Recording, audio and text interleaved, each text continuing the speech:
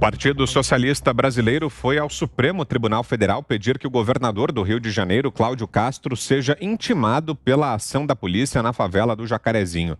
A ideia do PSB é que o gestor comprove que não violou as ordens da corte responsáveis por limitar operações em favelas, afirmou Carlos Siqueira, presidente nacional da sigla. Creio que a operação não tenha sido realizada em conformidade com a decisão do STF. Por isso mesmo, será necessária uma rigorosa investigação e a correspondente punição dos agentes policiais que cometeram excessos. Ao comentar a operação na favela do Jacarezinho, no Rio de Janeiro, o presidente Jair Bolsonaro criticou a mídia e a esquerda por igualar traficantes ao cidadão comum que respeita as leis. A mensagem do presidente nas redes sociais foi essa aqui, abro aspas. Ao tratar como vítimas traficantes que roubam, matam e destroem famílias, a mídia e a esquerda os iguala ao cidadão comum, honesto, que respeita as leis e o próximo. É uma grave ofensa ao povo que há muito é refém da criminalidade. Parabéns à Polícia Civil do Rio de Janeiro. O presidente também prestou uma homenagem ao policial civil André Leonardo, que morreu no combate. Será lembrando pela sua coragem, assim como todos os guerreiros que arriscam a própria vida na missão diária de proteger a população de bem. Que Deus conforte os familiares. Essa foi, portanto, a postagem do presidente Jair Bolsonaro. É assim que a gente abre, então, o nosso programa desta segunda-feira. Vamos direto ao Rio de Janeiro, falar com Guilherme Fiuza, que está acompanhando todo o desenrolar aí também dessa operação, os desdobramentos, essa reação do PSB, né, Fiuza? A resposta do presidente Jair Bolsonaro.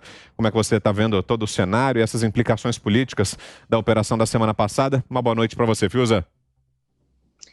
Boa noite, Vitor Brown, José Maria Trindade, Ana Paula Henkel, mestre Augusto Nunes, e boa noite a você. Olha, aqui no Rio, Vitor, a gente assiste essa praga dessa demagogia há muito tempo, né? Quer dizer, quando eu comecei a acompanhar a política, já havia esse problema na época do brizolismo, né? E é incrível porque, com tanto tempo de demagogia, de mentira, né, de falsa defesa dos fracos, né, ou seja, um populismo bem barato, né, e desastroso. Você pode ir em qualquer favela, né, as pessoas que têm o mínimo de esclarecimento, e muitos têm, dirão que essa demagogia não salva ninguém, né?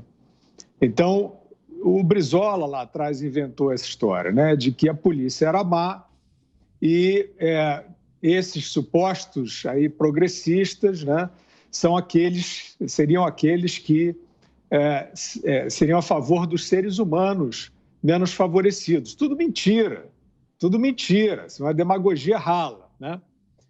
Dando salto no tempo, a gente chega a esse momento em que o Supremo Tribunal Federal faz exatamente a mesma demagogia brizolista, ou seja, numa ação irresponsável, inconsequente, quem tem trabalho de vida pública e o mínimo de vergonha na cara devia estar, isso sim, contestando. Que decisão é essa do STF? Que impediu a polícia de trabalhar praticamente nas favelas que são dominadas pelo crime, com arsenais dignos de forças armadas, né? Quem é que está discutindo essa decisão que tornou a população mais frágil e vulnerável, refém desse crime, que só passou a crescer depois desse constrangimento causado à polícia pelo Supremo Tribunal Federal? O Supremo fez essa lambança e está lá tranquilo, em Brasília, todo mundo nos seus túneis, nos seus subsolos, né? Lá no subsolo não tem bala perdida, né? Então, o que se passa hoje é que, evidentemente, o poderio armado do tráfico cresceu e, muito provavelmente, isso precisa também ser estudado. Ninguém quer estudar nada, só quer ficar soltando frase e se fingindo de empático e de progressista, né?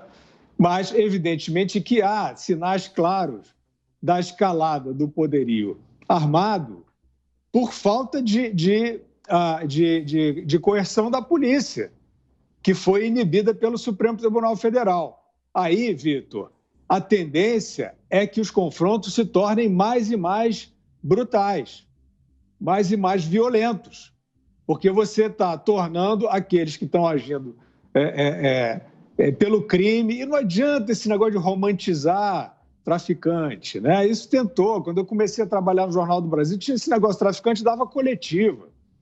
Né? Ainda se tentava essa história né, o traficante é um Robin Hood e tal. Aí, quando o Elias Maluco matou de forma absurda, né, de forma com requintes de crueldade, o Tim Lopes, com quem eu trabalhei, que era um grande ser humano, aí realmente essa ideia de romantizar os traficantes de drogas nas favelas do Rio, ela parou, porque não tinha mais essa conversa, né? Quer dizer, era o tal do micro-ondas, né?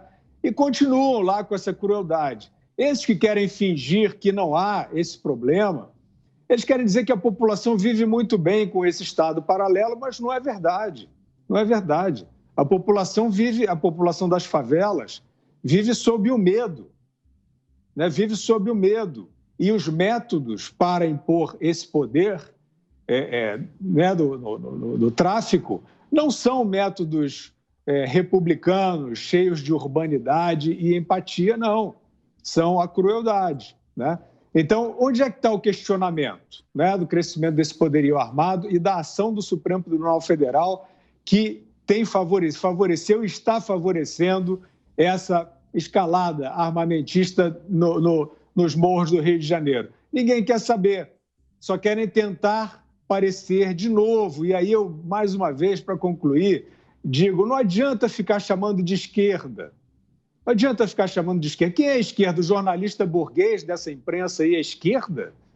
Onde é que está o socialismo na vida dele? Ele é um burguês avarento, egoísta. Quem é a esquerda aí?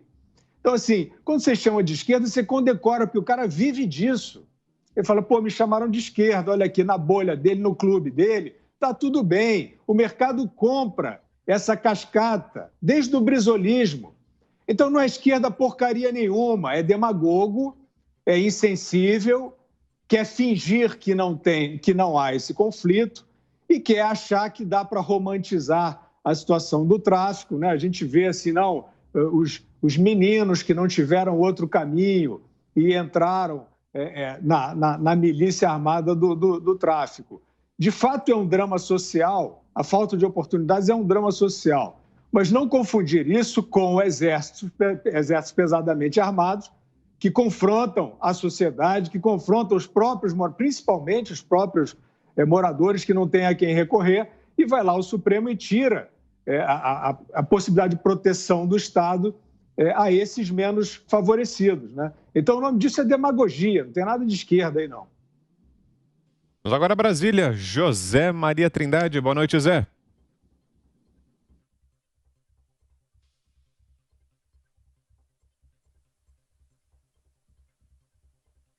A gente está sem o áudio do Zé. Zé, eu vou ter que te interromper, a gente não está conseguindo te escutar, até estou te vendo aqui no telão, a gente está já com retorno de vídeo do Zé, mas a gente ainda não ouve. Quando refizermos aí o contato com o Zé, a gente conversa com ele. Vou com você, Ana Paula Henkel. Boa tarde, Ana.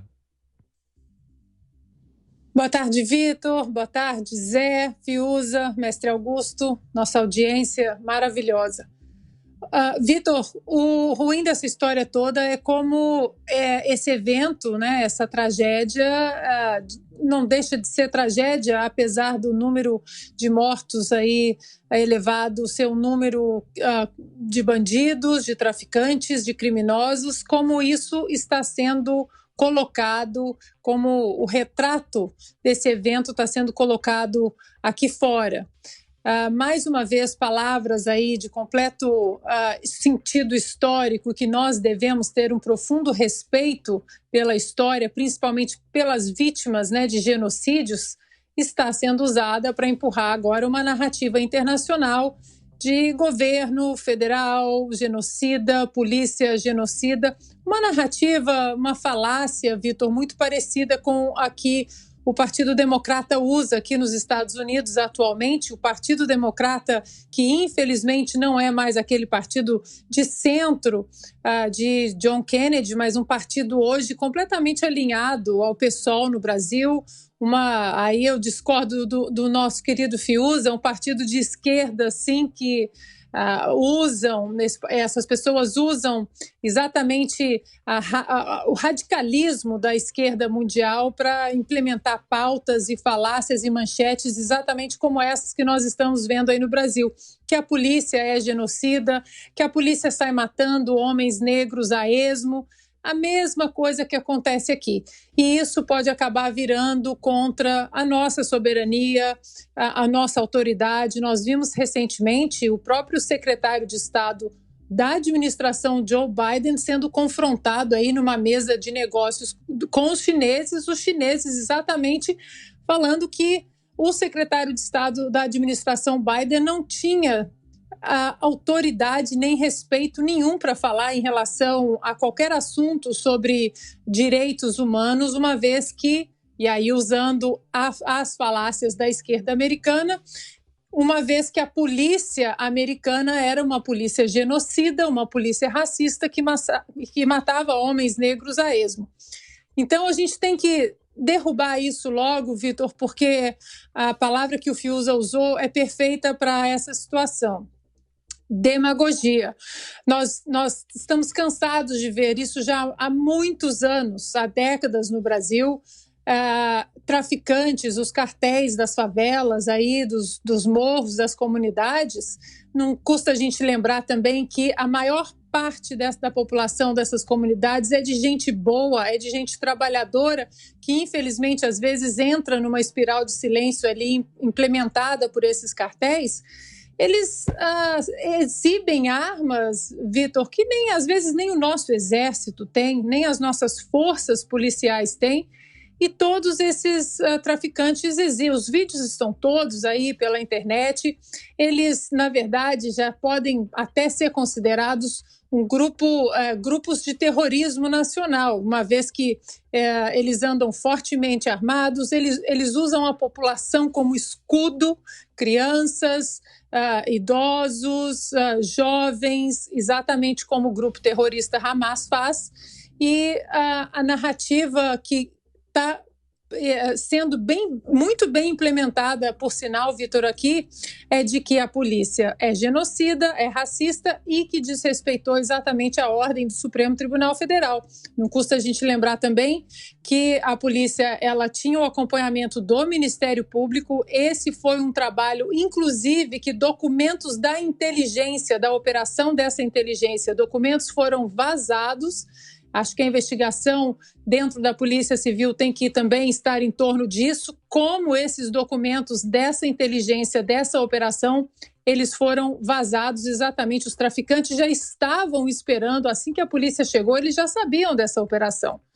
Agora, Vitor, mais uma vez, quando demonizamos os policiais, as comunidades que mais sofrem com isso são as comunidades que mais precisam de segurança e que mais precisam da proteção policial. Bairros ricos, bairros nobres, esses têm suas seguranças particulares armadas, muito bem escoltadas. Agora, as comunidades pobres, as comunidades carentes, as comunidades negras, inclusive aqui nos Estados Unidos, são as que mais sofrem com essa demonização da polícia, porque quando há um chamado, as polícias não estão atendendo mais exatamente, primeiro, com medo do armamento, né, que existem. Os traficantes hoje às vezes têm um armamento muito superior às forças policiais, e a demonização da polícia. Se há algum confronto que aconteça na morte de algum cidadão, nós sabemos aí o que pode acontecer. O ano passado nós vivemos aí aqui nos Estados Unidos cidades inteiras sendo queimadas por causa disso. A palavra é essa que o Fiuza usou, Vitor, demagogia, porque chacina é o que aconteceu na escola em Santa Catarina, onde 2 professoras e 3 crianças foram assassinadas. Antes de passar para você, Zé, a gente acrescenta aqui mais uma informação. É o seguinte, a Polícia Civil do Rio de Janeiro responsabiliza a decisão do Supremo Tribunal Federal pelo avanço do crime organizado na favela do Jacarezinho, na Zona Norte Carioca, em relatório de inteligência obtido e divulgado há pouco pelo UOL. No documento, a investigação relaciona a restrição das operações durante a pandemia, determinada pelo STF, ao fortalecimento do tráfico de drogas. Diz trecho, abro aspas, o avanço do crime organizado ficou mais evidenciado após a decisão do STF que proibiu a realização de operações policiais em comunidades do Rio de Janeiro durante a pandemia, salvo em situações absolutamente excepcionais. Fecho aspas, é uma manifestação da Polícia Civil do Rio de Janeiro. E agora sim, vamos a Brasília. José Maria Trindade, mais uma vez. Boa noite para você, um ótimo começo de semana por aí. Seja bem-vindo, Zé. Cresceram sim. Muito boa noite, Vitor. Boa noite, compadre Augusto. Boa noite, Ana. Boa noite, Fiuza. Muito boa noite a todos. O Supremo Tribunal Federal se meteu num tema que não tinha a menor condição de dar palpite, que é a segurança pública no Rio de Janeiro. Eu entendo, inclusive, que o Supremo Tribunal Federal, criado para ter o controle constitucional do país, não deveria julgar ações penais nem de deputados, porque não tem um aparato exatamente próprio para isso. Agora, impedir que a segurança pública do Rio de Janeiro entre em morro, entre em qualquer lugar, isso aí é um absurdo e desobedecer à própria Constituição que define a polícia, o poder de polícia, e isto é muito óbvio. E as informações que a gente tinha, e eu já falei aqui, era exatamente essa, de que eles cresceram, se agigantaram. O crime organizado, com a proteção do Supremo Tribunal Federal, ficou muito perigoso, ficou grande demais. Vou te dizer aqui, esta operação da Polícia Civil do Rio de Janeiro não foi uma ação de amigos ou de uma polícia irregular, foi autorizada judicialmente e inclusive com a participação do Ministério Público. Quando eles chegaram lá, estavam sendo esperados por pessoas fortemente armadas. Acho que a polícia fez até mágica. Seria uma chacina de policiais, porque eles foram emboscados. E aí decidiram seguir e cumprir as ordens de prisão que tinha nas mãos. Ninguém até agora está falando nesse debate aí sobre a comunidade. Essa comunidade estava refém, era sequestrada por esse grupo. Eles definiam, inclusive, quem namorava com quem e o que cada um fazia. E um dos pontos mais sérios estava aliciando menores para a compra e venda de drogas. Alguns, inclusive, morreram, exatamente porque a juventude, eu aprendi aqui, principalmente quando se trata de violência juvenil, de que nesta fase aí de 17 anos, é uma idade muito perigosa, exatamente por conta de hormônios. Há explicação psiquiátrica sobre isso. Eles são os mais violentos. Eles enfrentaram a polícia. E aí, a polícia é culpada por ir libertar uma comunidade. Essas são as casas das pessoas de bem que não tem outro lugar para ir. Não tem uma chácara, não. Moram lá e se submetem. Eles estão em silêncio, não é porque estão contra a polícia, não. É porque eles não podem falar absolutamente nada.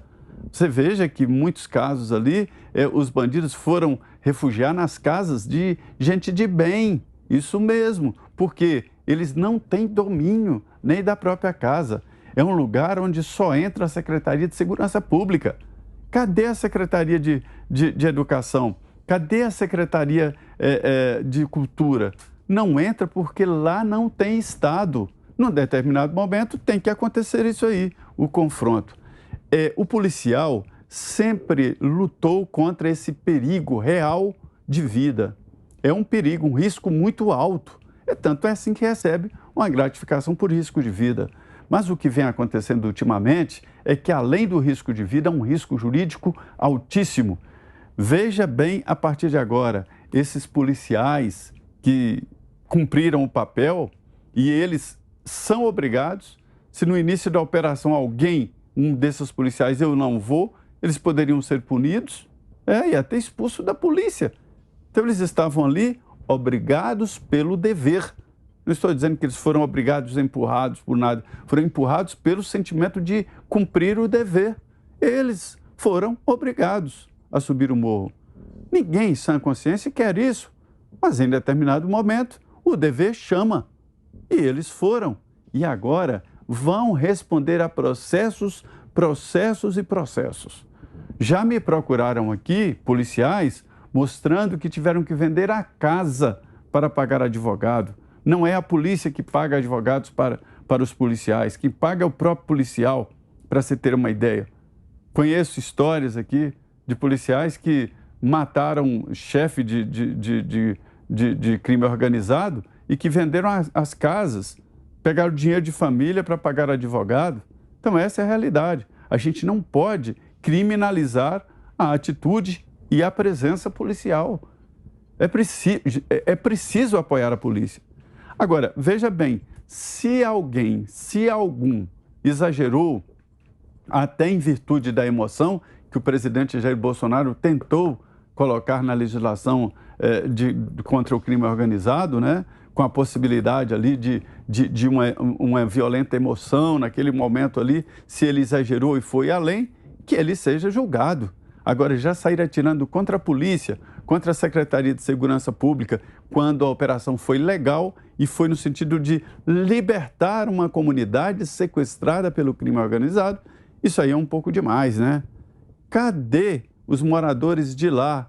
Cadê os moradores de lá que não falam nada? Sabe por quê? Porque eles não podem, a lei de silêncio impera nessas regiões. É hora do Estado ocupar e de nós apoiarmos a polícia. E se alguém exagerou, se alguém foi além do cumprimento do dever, que ele seja julgado de forma isolada e, se for possível, punido, se houve excesso. Agora, já dizer que a polícia foi o bandido da história é inverter completamente a situação. O que eu queria dizer é que esse debate tomou conta hoje aqui da política, viu? Tomou conta da política. E muitos deputados estão defendendo os bandidos. É uma inversão total. Agora sim, a opinião de Augusto Nunes. Boa noite, Augusto. Boa noite, Vitor. Boa noite, meu compadre Zé, minha querida parceira Ana Paula, meu irmão Guilherme Fiuza. Boa noite a você que nos acompanha. Bom, a Ana Paula, o Zé e o Guilherme falaram praticamente tudo. Eu vou ilustrar com alguns exemplos o que foi dito por eles e que eu subscrevo inteiramente. De fato, a imprensa trata todo policial como bandido, todo bandido como inocente. Vou dar aqui alguns exemplos. O Estadão deu na primeira página o seguinte: 1/3 dos mortos, né, dos moradores, dos que morreram, excluindo o policial. 1/3 dos, não me lembro qual foi a palavra que eles usaram, porque bandido eles não usam. Não tem processo na polícia, não foi processado. A notícia é outra: 2/3 tem capivara na polícia. Eu lamento toda a morte. Agora vamos tratar de fatos, que 2/3 tem. E o Estadão não procurou inquéritos, não verificou se eles eram investigados. Todos eram. A polícia foi... A operação inclui um trabalho longo de inteligência, bem feito, e a polícia sabia quais eram os alvos dessa operação, quem deveria ser preso. A polícia foi recebida a bala. E nenhum jornal publica pelo menos um perfil curto do policial André Leonardo, que foi morto. Esse não existe. Eles contam os outros. Isso é o que fez o Estadão. A Folha de São Paulo deu pela primeira vez a foto de uma aglomeração sem aquela observação que nunca falta quando se trata de qualquer coisa a favor do presidente Bolsonaro. Não põe. Sem máscaras, está aqui. Moradores fazem protesto sem máscaras, ninguém está usando. A Folha esqueceu isso aí. Tá? Então é para tratar como quem respeita as ordens da Folha e das autoridades. Não usam máscaras porque são brasileiros paupérrimos. É isso. Esse é o pessoal excluído aí dos lockdowns. Esse você não tem condições. Como a gente tem dito aqui repetidamente.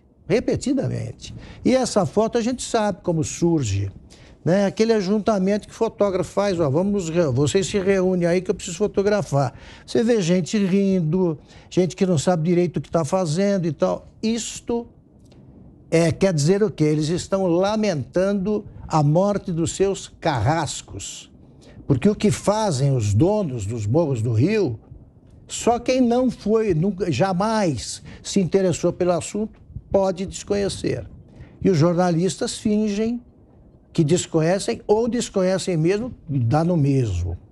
Tanto assim que o Globo se superou com um perfilzinho que começa com o seguinte título, 2 perfis, resumindo. Mortes no Jacarezinho. Amigos de infância, Isaac e Richard Gabriel foram enterrados juntos. Aí está aqui. Vizinhos, o texto. Cresceram juntos, estudaram juntos e juntos entraram para a facção que comanda o tráfico de drogas na região. Neste domingo, foram sepultados juntos. Eles esqueceram de dizer também que juntos eles eram perseguidos pela polícia, foragidos, com a ordem de prisão já decretada. De novo, lamento qualquer morte, mas tem que se ater aos fatos. Eles eram procurados pela polícia, a polícia foi lá para cumprir a ordem de prisão desses e dos outros. A reação dos leitores do Globo foi de tal ordem que eles botaram o seguinte, 2 horas depois dessa chamada, mortes no Jacarezinho, 2 pontos. Isaac e Richard Gabriel, que eram do tráfico, foram enterrados juntos. Simples assim. Simples assim. Agora, o que fazem os traficantes com os moradores, eles fazem tudo, menos alguma coisa que os beneficie. O recrutamento dos chamados aviões aí do tráfico é feito nas famílias honestas. Eles procuram lá e já põem na vida, já deslocam para a vida criminosa.